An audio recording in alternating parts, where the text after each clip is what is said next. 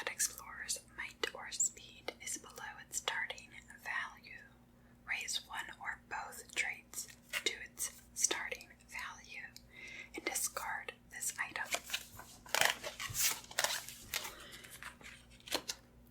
So,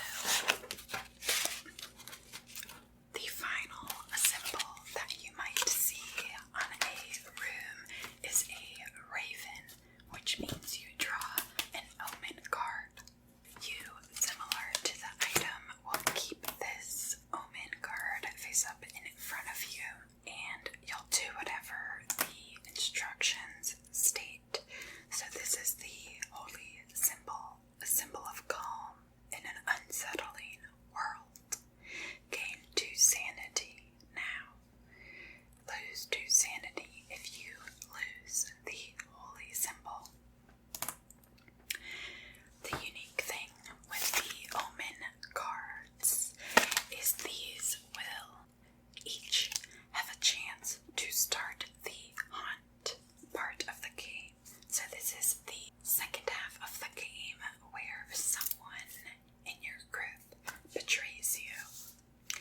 So if you drew an omen this turn, then at the end of the turn you will roll 6 dice. If the result of your roll is less than the total number of omen cards that have been drawn, then you start the hunt for the game. If you roll equivalent to the number of omen cards out or more, then you will proceed as usual. You'll notice that these dice aren't quite normal. They have a 0 side, 1, and a 2. So even though you are rolling 6 dice, you could get 0. In this case, I rolled more than the 1 omen card that we have out in the game so far, so we do not start the hunt.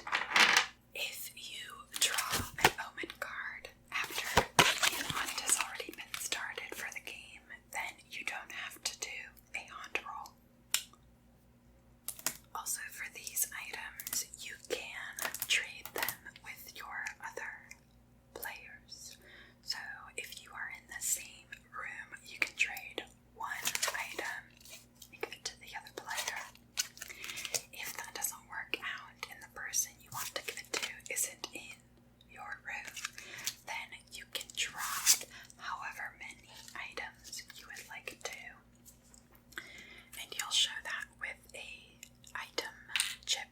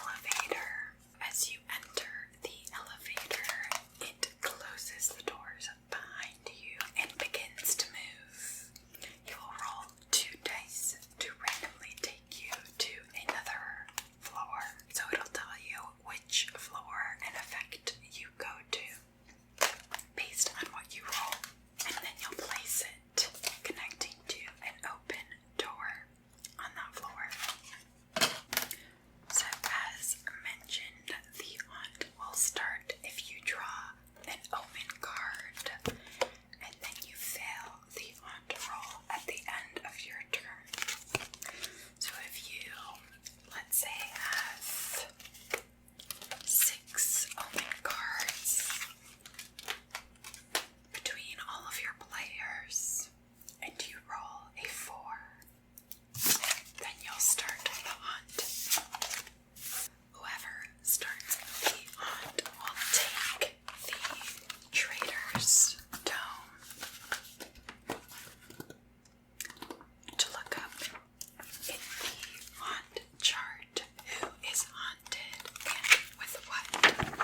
So on this first page it has a detailed table, and for every combination of room and omen, there is a different haunt that you'll look up in this book.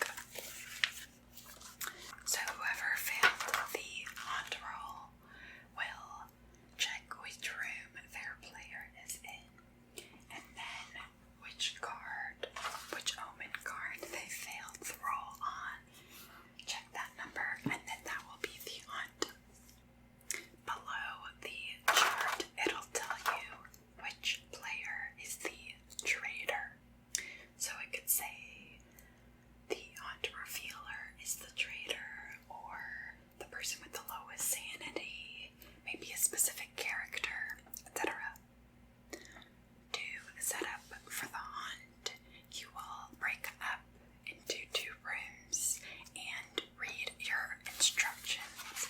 So the traitor will take the Traitor's Tome, and then the remaining players will read the Secrets of Survival.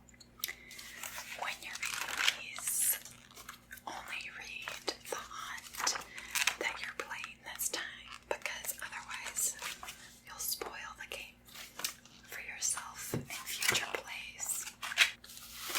So the traitor will read both from the betrayal rules and the Traitor Tome. So take both of these with you. From the rule book, you will read the Traitor's New Powers and the How Monsters Work, which is on page 17 and 18 of the rule book. Then the traitor will look up whichever number their haunt is and read the detailed instructions for that haunt. I'll quickly go over the instructions for the traitor for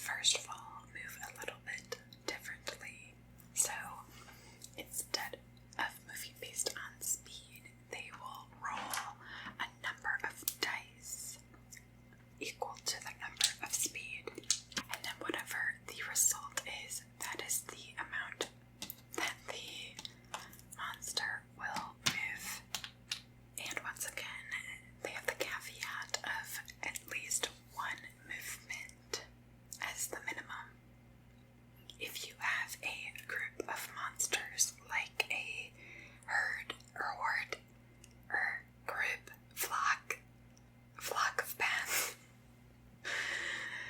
That can't be right.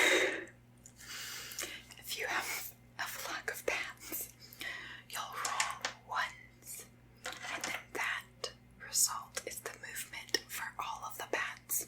Like I mentioned before, monsters cannot be killed. If it is stunned, it misses one turn, and you will flip the token to the S side for stunned. A stunned monster will still defend against attacks but cannot do damage. And then, similar to the traitor, the monster can ignore harmful room effects and ignore cards. I don't know how they would even get cards, but ignore them. Monster traits don't change. There's no tracking of their traits going up and down. Monsters won't explore new rooms, and monsters cannot carry items. So, what happens if your character dies? Well, if you're the traitor, then you'll continue working towards your mission with just the monster turn. If you're an explorer, then you will drop all of your item cards where you died, and you can use the item chip for that. And then, similarly to before, if someone passes in that room later, they can choose which of those items they would like to take. The only exception to that is if it's a companion. The companion will attach itself to the first person to find them next. And then as a dead person, you just root for your friends and hope that they win for you. If you are this far in the video and you are still watching, I would love if you would comment the ghost emoji, of course. So, how does the game end? Well, it depends on the specific haunt. So, each haunt will have a different way to win. It's not always just kill the monsters. Sometimes you will perform different rituals or make a trap or various things like that in order to win. In order for the explorers to win, there has to be at least one left alive. But like I mentioned before, the traitor does not need to be alive in order for them to win. So I think I'll go through one of the haunt scenarios to give you a feel for it, but I won't go through too many because I don't want to spoil them. So I'll pull out the same number for both the survivors and the traitor. This is the Hell Beasts haunt. Out of the corner of your eye, you see a red streak fly by. You turn, but it is gone. Then, from your other side, you see another fiery thing streak by, and another and another. Turning, you see a flapping bat, but its body and wings are crackling with fire. But the bat isn't in pain or dying. It circles around you, the heat from its wings singeing your hair. One of your friends laughs with glee, while you hear the other scream in horror. This can't be good. What you know about the bad guys? The traitor commands a swarm of fire bats, and he or she wants you all dead. The fire bats can't attack you, but they'll burn you if you stay in a room with them. You win when you successfully perform an exorcism. I can't do it with the time delay. You win when you successfully perform an exorcism. An exorcism. An exorcism to drive the fire back from the house.